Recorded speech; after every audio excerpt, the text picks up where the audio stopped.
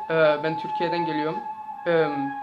Dedemle uçarak geldim çünkü yemek yiyecektik. Ondan sonra muz da yiyecektik. Ondan için geldik. Yani bence iyi bir şey değil çünkü ben onlar burada 講起嚟，佢 istemiyorum. 哋影響性性種嘢，打響性我哋從我哋長期來的。On taga mobile sanse akreo noko karai invala noko. Hej, jeg hedder Julie, og jeg er dansker, men jeg har boet i Tusind. He uses a lot of ethos in his speech because he's the leader of the Labour Party in England, so obviously he's a figure of trust among some people, and he explains why he himself has gotten up to this position even though his parents were immigrants or grandparents,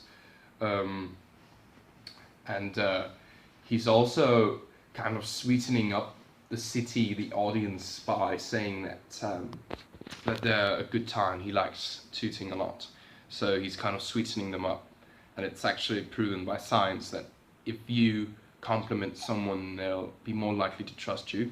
So that's kind of ethos.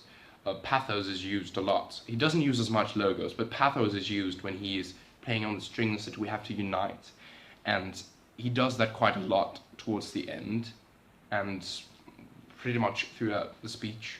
He wants us to be one. He wants us to accept each other, and that's kind of an emotion he plays on. Love for your neighbor, you know.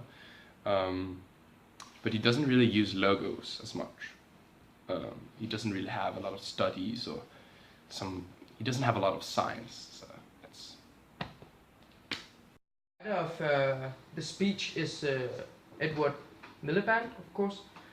He was the energy/climate minister, but about 5 to 6 years ago he was chosen to be the leader of Labour after Gordon Brown left.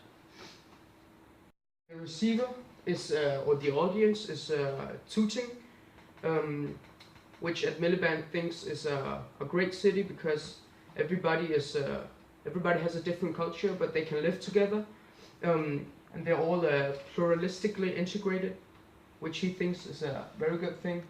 So he loves the city. The language he uses in this speech is well spoken. He uses a lot of metaphors. His language is very easy to understand, which is very good for nearly everything, so everybody understands what he's saying.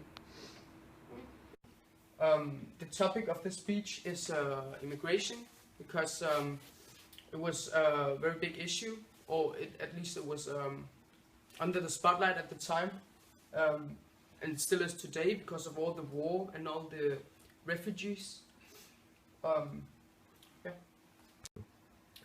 The circumstances at Miliband was in Tooting because he wanted to tell his vision of cultural diversity in Britain. The intention with this speech is to tell us that immigrants aren't so bad and we should help them and save them.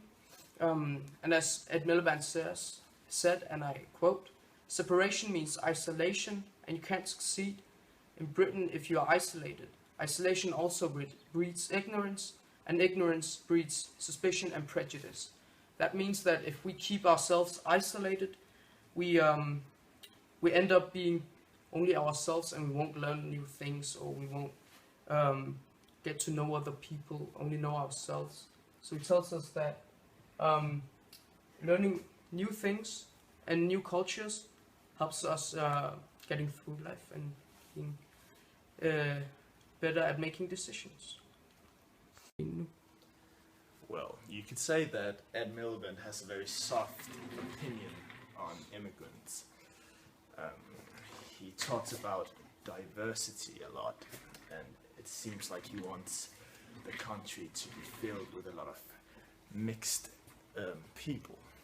Segregation is one of the ways to live together if you have different backgrounds, and it's where you have one group here with the same background and then another here with another background, and then you live apart. You have nothing to do with each other. Assimilation is one of the other ways to live. It's where you have still a group with another background and the other group with another background, and they come together and end like this because this group close their culture down and takes the other culture to get very integrated in the country. Pluralistic integration is where a group with a different background than this group is integrated, so and lives together with this group, but they haven't forgot their own culture, so they are living with their traditions, but together with the other part. This is our graphic, and it shows the population growth from 1790 to 1920. This right here is on the left is the column shows the population growing over the years, as you can see here, and this is the year it grows over. So population and year, and here we can see how it grows. It actually grows according to this line, which is an exponential growth. It's more identical to the exponential, so we can conclude that it's not a linear line like the one in the middle, which is a straight line. It doesn't curve like the exponential, so it's an exponential growth over the years. Exponential regression, and because of that we've got an equation which looks like this: y equals 1.05166 etc. minus 9 times bracket 101,279 bracket x, which is our formula that shows how the population is going to grow over the years. The population in the UK in 2040 will be 180 million people, and that's a lot more, most likely because of the biggest refugees crisis since the Second World War. That's why the population will grow a lot, unless the politicians make an agreement. A pull factor is a factor which pulls people into the country. It can, for example, be people fleeing from war, trying to find a country with peace, or a country with economic stability, or a country which can help you economically. These are like certain pull factors which can make people come into the country. Is a factor who pushes you out of your own country. Like if there's war, then you get away from your country to find a country with peace. Or if you have a bad economical situation in your own country, then it will push you out of the country and to another with a better one. The reason why refugees choose to run into the UK is because of their economical stability.